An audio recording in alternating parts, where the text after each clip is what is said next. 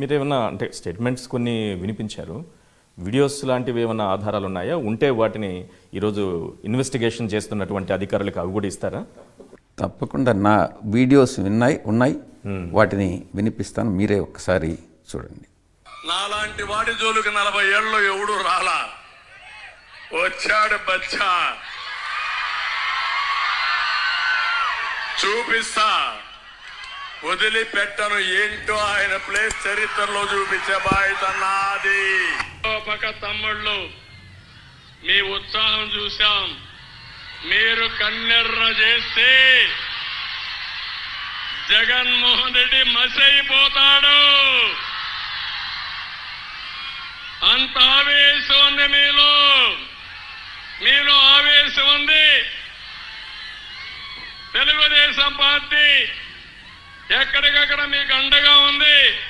దీనికి తోడు పవన్ కళ్యాణ్ గారు మీ తరపున పోరాడడానికి సిద్ధంగా ఉన్నాడు. ఇప్పుడు రోషం వచ్చింది, తిరిగి మనిషికి ఒక రాయి తీసుకొని ఏ దొరికితే తీసుకొని ఆ దున్నపోతని చిత్తుగా ఓడించి ఆ ఫ్యాన్ అనే మాట లేకుండా చేసి మీరు ముందుకు పోవాల్సిందిగా కోరుకుంటున్నారు. మీ భవిష్యత్తు కోసం, రాష్ట్ర భవిష్యత్తు కోసం అమరావతిలో ఉండే ప్రతి ఒక్కరు కూడా మా రాష్ట్రం ఆంధ్రప్రదేశ్ రాష్ట్రం, మా రాజధాని అమరావతి. ఇది చెప్పిన వాడే ఇక్కడ పోటీ చేయాలి, చెప్పని వాడు పోటీ చేయడానికి వీలు లేదు. అమరావతి ద్రోహులకు రావడానికి వీలు లేదు. గట్టిగా ఉంటారా? మీ రక్తం తాగే జలగా జగన్మోహన్ రెడ్డి భరతం పడతారా లేదా? మీరు పడతారంటే గట్టిగా చెప్పండి. జగన్మోహన్ రెడ్డి పోవాలన్నా లేదా అని మిమ్మల్ని అడుగుతున్నా. పోతేనే భవిష్యత్ అవునా కాదా అని మిమ్మల్ని అడుగుతున్నా. సిద్ధమా అని మిమ్మల్ని అడుగుతున్నా. ఎన్నికల్లో 2 బటన్లు నొక్కాలి. ఒక బటన్ ఎంపీ బాలశౌరి గ్లాస్ గుర్తు పైన ఆ బటన్ బాగా దిగాలి. ఆ గ్లాస్ పోయి జగన్మోహన్ రెడ్డి గుండెల్లో నాటుకోవాలి. సిద్ధమా మీరు?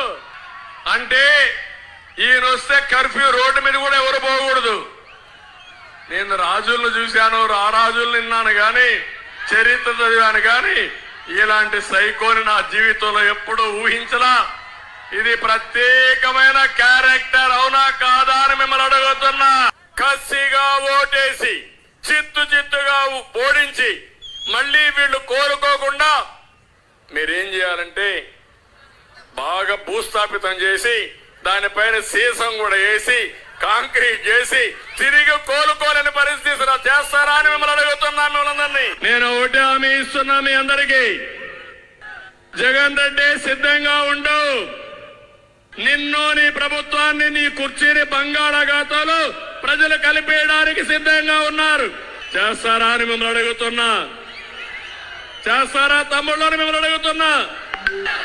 జగన్మోహన్ రెడ్డి నీ సింహాసనాన్ని కూల్చడానికి సిద్ధంగా ఉన్నారు.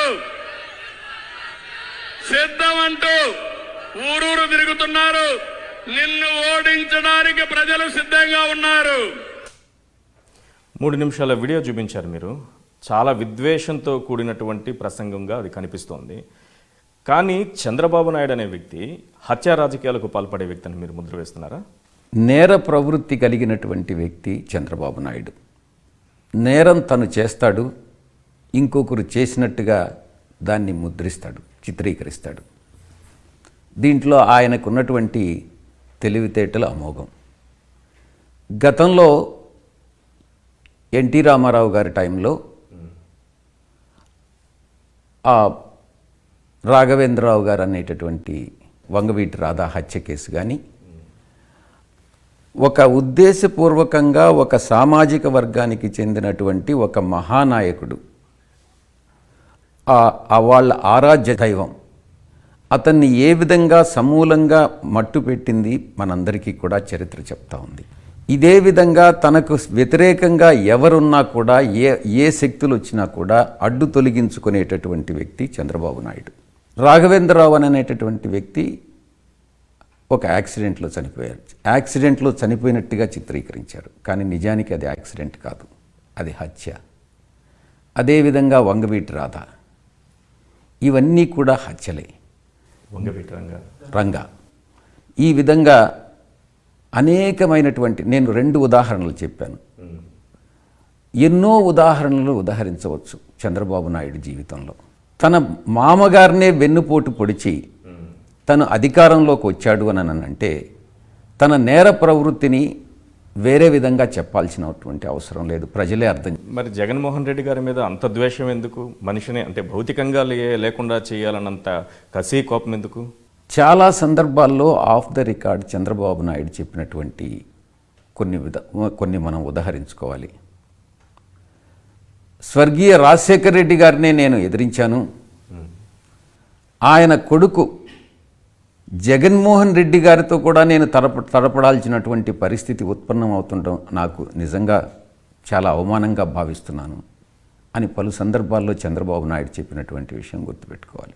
అందుకే ఒక యంగ్స్టర్ తను ఇంచుమించుగా ఒక పాదయాత్ర చేసి, కొన్ని వేల కిలోమీటర్లు పాదయాత్ర చేసి 14 సంవత్సరాలు సీఎంగా చేసినటువంటి వ్యక్తిని దించి తను అధికారంలోకి వచ్చాడన్నటువంటి ఒక ఆవేదన, ఒక రకమైనటువంటి కసి, కక్ష ఆయన మనసులో దాగుంది. కాబట్టి చంద్రబాబు నాయుడు ఒక్క మాటలో చెప్పాలనంటే అతను జీవించడానికి అనర్హుడు. ఒక మానవ జాతికి మానవుడిగా పుట్టడానికే అతనికి అర్హత లేదు, తప్పుగా ఒక మానవుడిగా పుట్టాడు అన్నటువంటిది నిస్సందేహంగా చెప్పచ్చు. స్వార్థపూరితం, తనే, తన కుటుంబమే, తన సామాజిక వర్గమే అన్నటువంటి భావన అణువణువులో ఉన్నటువంటి వ్యక్తి చంద్రబాబు నాయుడు. కాబట్టి ఆయనకి తగినటువంటి శిక్ష నా ఉద్దేశంలో ఉరిశిక్షే చంద్రబాబు నాయుడికి తగినటువంటి శిక్ష అనేది నా ఉద్దేశం. ఎందుకంటే ఇది ఉరిశిక్ష అన్నటువంటిది రేరెస్ట్ ఆఫ్ ది రేర్ కేసెస్లో వేస్తారు. కానీ చంద్రబాబు నాయుడు ఒక సిరీస్ ఆఫ్ మర్డర్స్ తన జీవితంలో ఇప్పటికీ తను ఇంచుమించుగా 75 సంవత్సరాలు, తన 75 సంవత్సరాల్లో ఎన్నో మర్డర్స్ చేసినటువంటి వ్యక్తి, తనకు తెలియకుండా ఇతరులు చనిపోయేదానికి కారకుడైనటువంటి వ్యక్తి చంద్రబాబు నాయుడు. అతను మానవ జన్మ ఎత్తేదానికి అనర్హుడు, తప్పకుండా అతను ఈ భూమి మీద ఉండేదానికి కూడా అనర్హుడు. కాబట్టి అతను ఉరిశిక్షకే అర్హుడు అన్నటువంటిది నా ఉద్దేశం.